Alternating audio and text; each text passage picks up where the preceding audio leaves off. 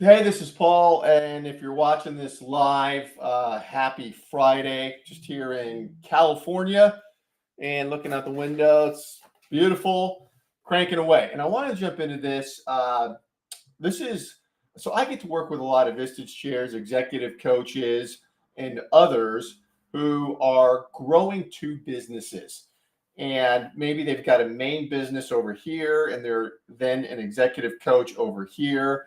And so I get a lot of questions about this, and there's a strategy behind growing two businesses in a few key areas. And so I want to mention that I'm growing multiple businesses myself, so this is something that I'm focused on.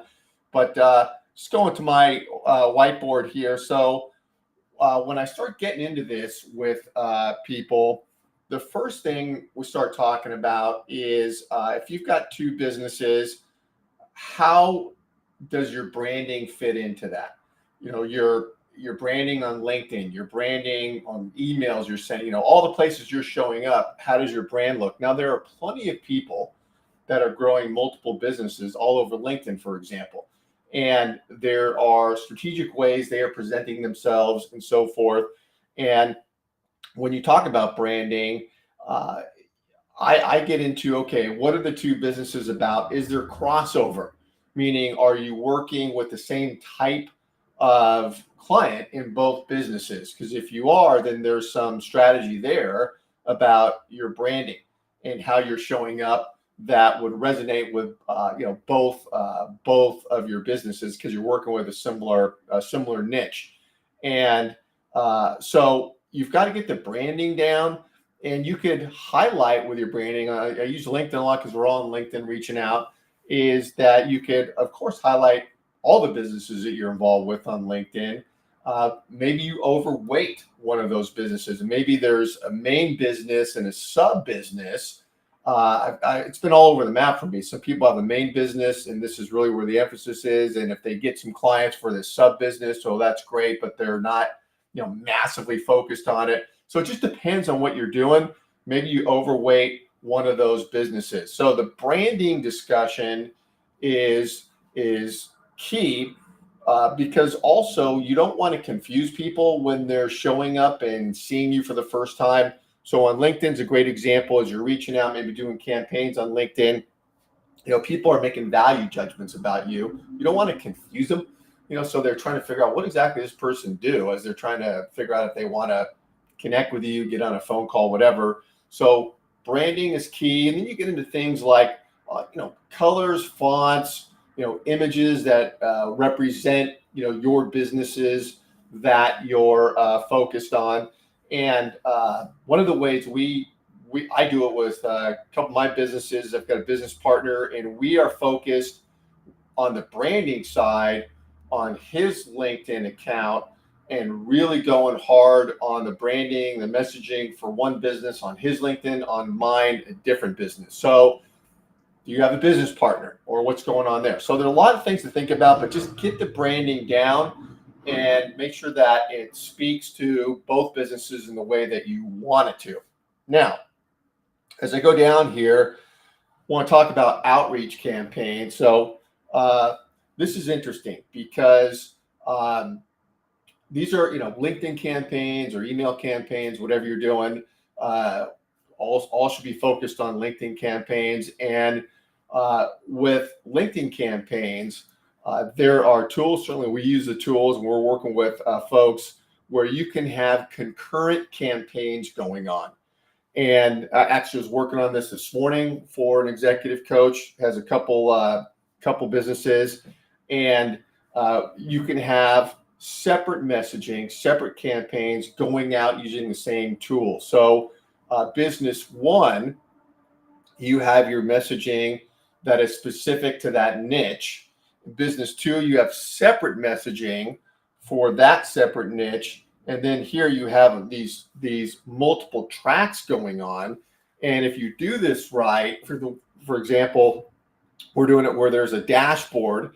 You have these separate campaigns going out, color coded, separated, separate messaging, and there's an inbox so that as people are coming in, as they're connecting and responding to messaging, you know where it's coming from, you know which campaign it's associated with, and you can respond, appropriately. And then you can see the metrics on these different campaigns, what's working for this campaign, what's working for that campaign, as far as connection rates, reply rates, and so forth. So when it comes to messaging, however you're doing it, you can have two tracks. And then this is true for emails, for example.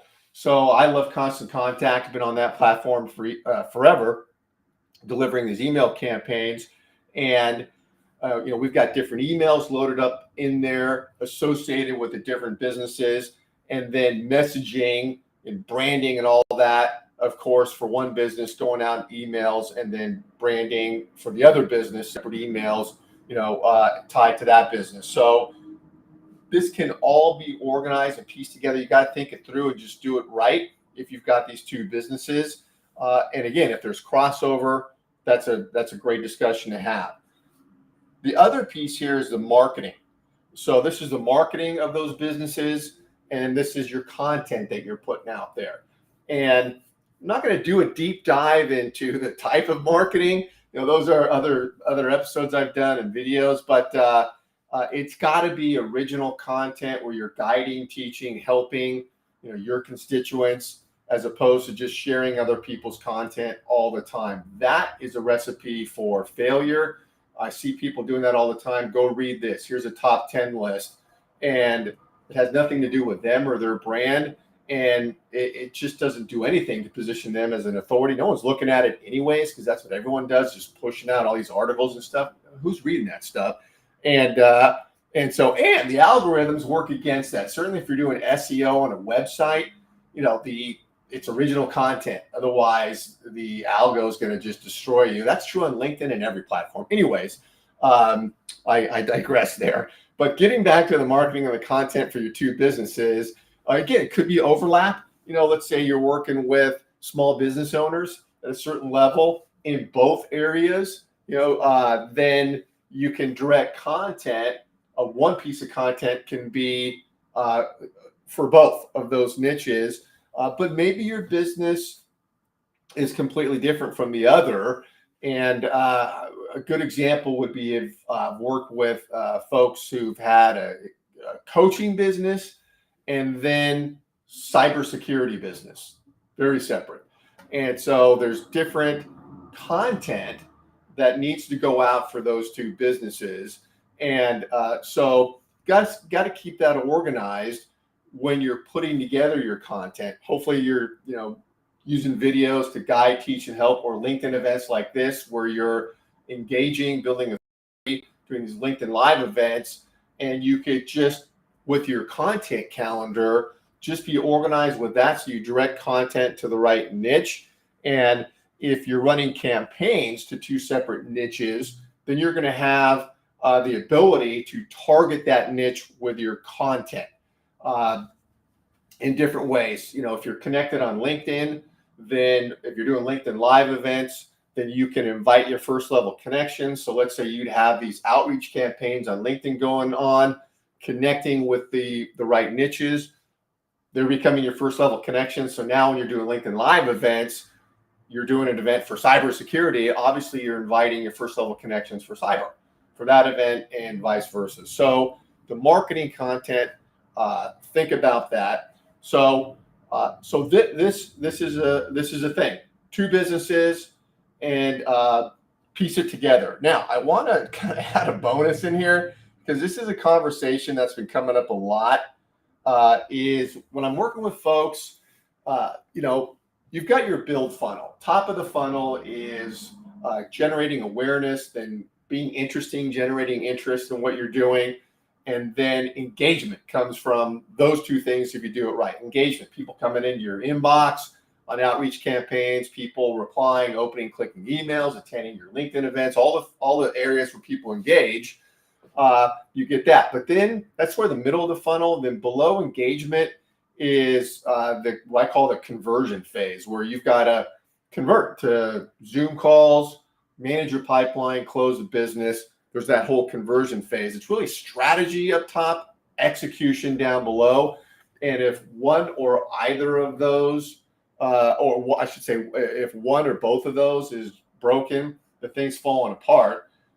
And so I get involved a lot, even though, so we do a lot on the front end. On the back end, where I get involved is on helping to close for Zoom calls, manage pipeline, and convert. It's hard today. It's hard for all of us.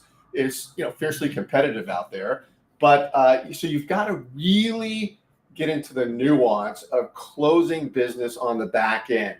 And you just got to get away from what everyone else is doing when it comes to trying to move somebody forward through your pipeline, because it's just going to be, bubblegum and toothpicks, and you won't get the results you want. And these may seem like little things. They're not. You got to get into the science and the skill of conversion. So these are two great little tidbits I've been passing along to my network and folks I'm working with. Is, let's say that someone's ghosted you. This happens for everybody. You reached out, initially had some interaction, they seemed fired up, and now they're ghosting. Instead of, you keep trying to say, hey, what's going on? Are you buying my service? Are you buying my product? You keep going back with that line, hey, are you interested? Are you interested? That is going to be good night, Irene, very quickly. You can't keep doing that. You're going to be looked at as a salesperson. They're just going to tune you out. Here's a great line. Hey, Jim, tried to reach you a few times, but didn't hear back. Where should we go from here? Done. That's all you say. It's amazing how that works to get responses. So take a photo of that, write that down. That's a great one. Now, the next thing you want to avoid at all costs is never saying, hey, checking in with you. Hey, I'm just following up with you. Checking in, following up just makes me want to, just go crazy. Everyone's saying that. It just is a horrible thing to say. It's plain vanilla. It's, basically, let me sell you something. Get rid of that. What you want to do instead is say something like, hey, Jim, I just had time to get back to you. Boom. Go right into, what you need to cover there. That's your opening line. And if it's an email, you're saying that in the email. And again, in the subject line of the email, never checking in, following up. Be careful about what you're saying there in the subject line. Personalize it, use their first name in the subject line to get the attention. But this is what you say in the email. Hey, Jim, I just had time to get back to you. You're busy. You got stuff going on, and you're jumping into this. And it's a very effective thing to say. So there you go. That's it. I hope some of this helps you in some way. And appreciate you jumping on here.